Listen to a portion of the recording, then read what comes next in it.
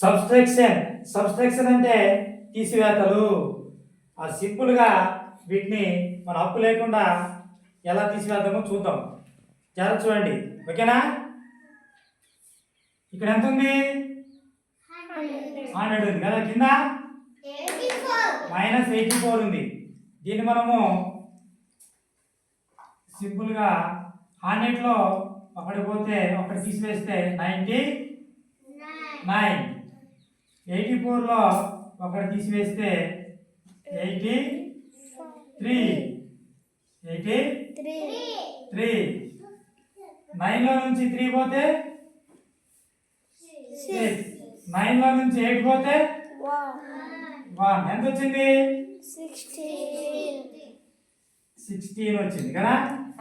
అదే మనం ఇక్కడ వస్తే ఇక్కడ అప్పు తీసుకొచ్చి 10లో నుండి 4, మళ్ళీ ఇక్కడ 9లో నుంచి 8 అలా తెచ్చుకున్నామా? తెచ్చుకోకుండా సింపుల్ గా చేసాం కదా. ఇంకొకటి చూద్దాం. ఇక్కడ ఎంత ఉంది?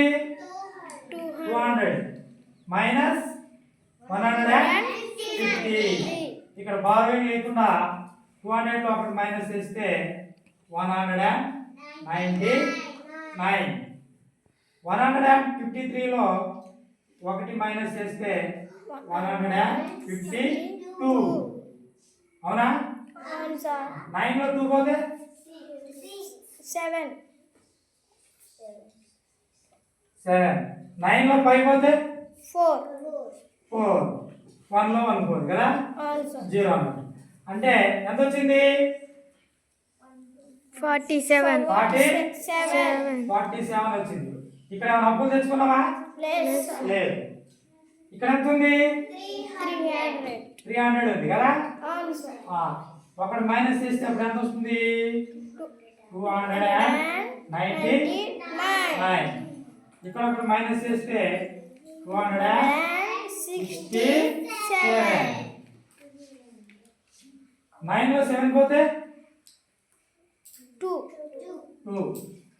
9లో 6 పోతే 3 మైనస్ చేస్తే 3. 2లో 2 పోతుంది. ఎంత వచ్చింది? 32. ఓకే. ఇక్కడ ఎంత ఉంది? 400. 400లో ఒకటి మైనస్ చేస్తే 399. ఇక్కడ 328. మరి 9లో నుంచి 8 పోతే 1. 9లో నుంచి 2 పోతే 7. ఎంత వచ్చింది?